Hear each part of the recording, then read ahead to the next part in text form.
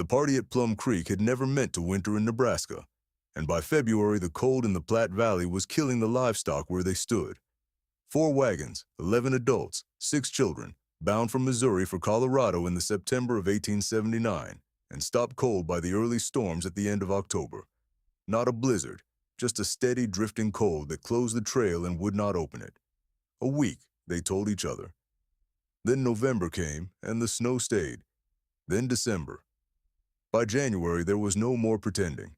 They were wintering in a country none of them had meant to stop in, with the food and the fuel running thin. Chester Dray, the party leader, was competent and careful, but he had prepared for a delay, not a winter. 3 of the 4 wagons had canvas tops, fine for sleeping in mild weather, and nothing at all against the cold the Platte Valley threw down in February. Lottie Frey's wagon was the 4th. While the others waited out the cold and hoped for the trail, the widow Lottie Frey had been doing something to her wagon that the camp thought was a waste of failing strength. They shook their heads. No one helped. By the time the killing cold came, the family shivering under their canvas tops would be carrying their children across the snow to the one wagon in the camp that had somehow become warm, and to the widow they had watched and doubted. Lottie had come on the emigration alone.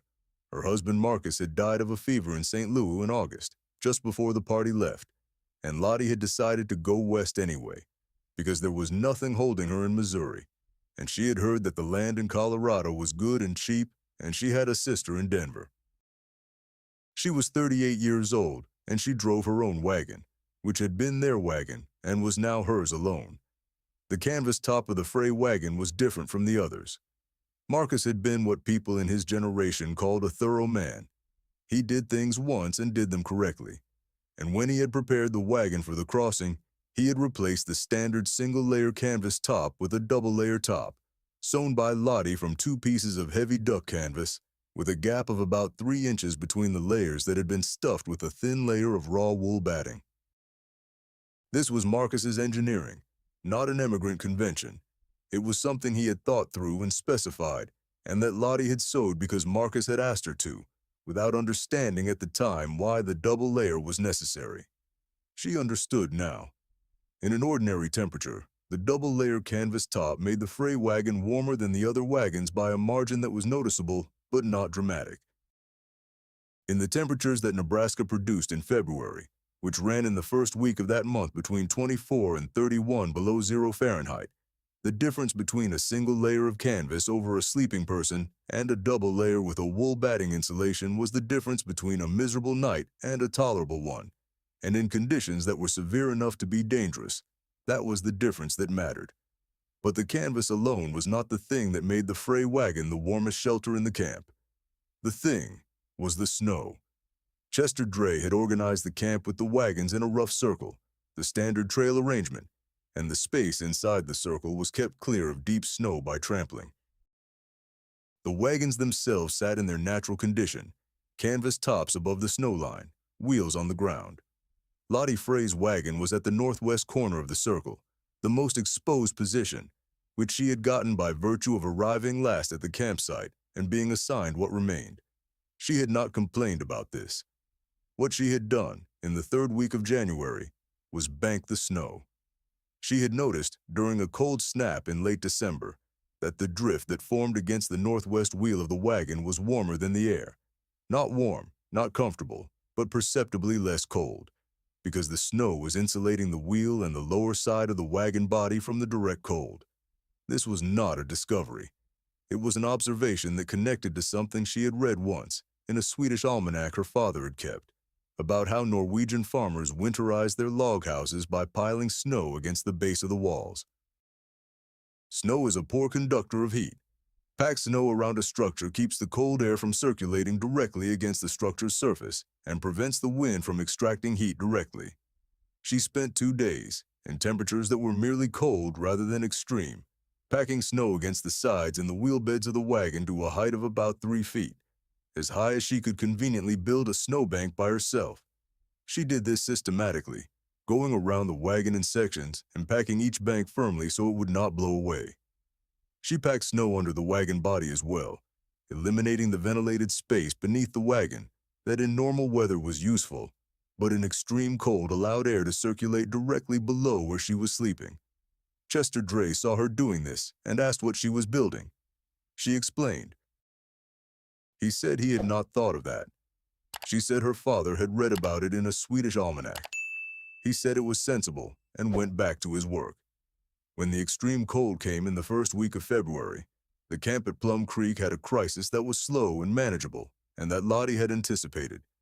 The other wagons, sitting exposed in their normal condition, with their single-layer canvas tops and their wheels in uninsulated ground, lost warmth faster than they gained it from the body heat of the people sleeping in them. The people in those wagons were not in immediate danger. They had bedding and each other's warmth, and they were not children alone. But they were cold in the way that extended periods of intense cold make people cold. Progressively, inexorably, a wearing down of warmth that was not a crisis in the first night, but that compounded over 3 or 4 nights into something harder to manage. The Frey wagon was different.